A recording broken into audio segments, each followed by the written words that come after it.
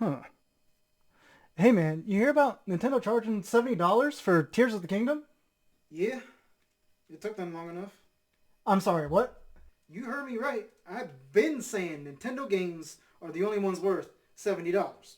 Weren't you on Twitter clowning Sony fanboys for paying $70 for The Last of Us Part 1? See, that's different. One, Sony games ain't shit. Two, that's a remake, and Tears of the Kingdom is going to be a brand new game. And three, Nintendo's going to be raising the salary for all their employees, so I'm okay with paying more money to make that happen. Okay, I guess that's kind of fair. Four, I'm going to be playing Tears of the Kingdom for like 200 plus hours. $70 ain't nothing for a game like that. Heck, they could charge $100 and I'd still be there day one. But do we know if the game's gonna have 200 hours of content? Five, I'll buy anything Nintendo makes. I still got my Nintendo Labo to this day. $80 for cardboard greatness. And now it's time for an ad from today's sponsor, the like button. Press it. Did you know if this video gets one like, I'll make another one? Crazy. Alright guys, but in all seriousness, we knew the $70 price tag was coming. Now the Nintendo Switch might be behind the curve in a lot of things, even by Nintendo's own standards. I mean, there's no swap note, there's no street pass, there's no themes. There's a lot of things that Nintendo just doesn't quite understand when it comes to the current day industry and market. But one thing they do understand above all else is money.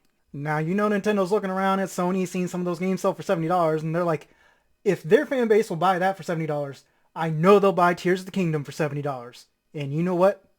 They're right. Of course, there's some overreactions here. People are thinking now Nintendo's just going to be charging $70 for everything, even though we can see right now that's not really the case. Obviously, they announced $70 for Tears of the Kingdom, but in the same breath, we got $40 for Nintendo Prime Remaster, which is like teetering on remake, and you know, it's really good. But $40 for that, and there's like $60 for Pikmin 4. So I think we're seeing Nintendo really take a step back and start looking at the pricing for their games and kind of what they can really, I guess, more or less get away with charging. At least they understand that they're not going to get away with charging $70 for every game. And the fact that right now Tears of the Kingdom's the only one announced at that price, I think it might be Nintendo's guinea pig to see if they can get away with charging $70 for something like Tears of the Kingdom. Maybe new Mario Karts are going to be at that price if they ever make a new Smash Bros.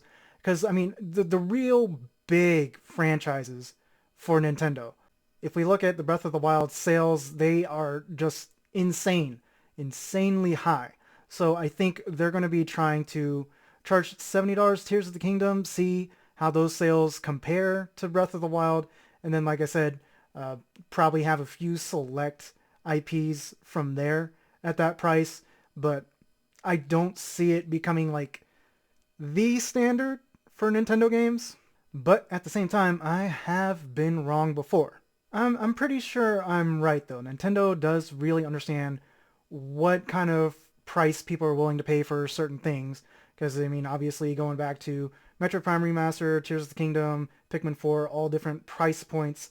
And even if you don't feel like paying $70 for Tears of the Kingdom, they brought back the online vouchers. So $100 gets you a voucher you can redeem for two select games on the voucher list. Tears of the Kingdom is going to be one of them. So they have that way for you to avoid that $70 price. And then just kind of looking at some of their other things, like I said, they do understand what they can get away with at what price. They have the Nintendo Switch Online for $20.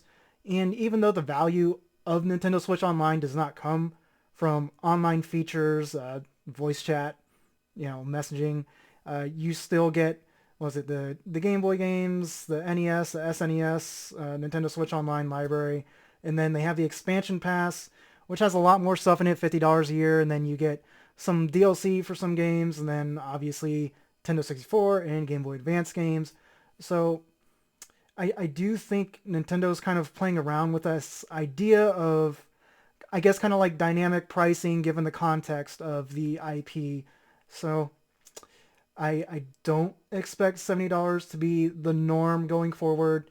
They're just going to reserve it for the big IPs, and they want to keep it in line with the competition because we know Nintendo doesn't like to drop their prices because they don't want their IPs to be seen as lesser than the competition. So if the competition's flagship games are $70, Nintendo's going to make their flagship games $70. And here we are. But then again, what would I know? I'm just some guy on the internet.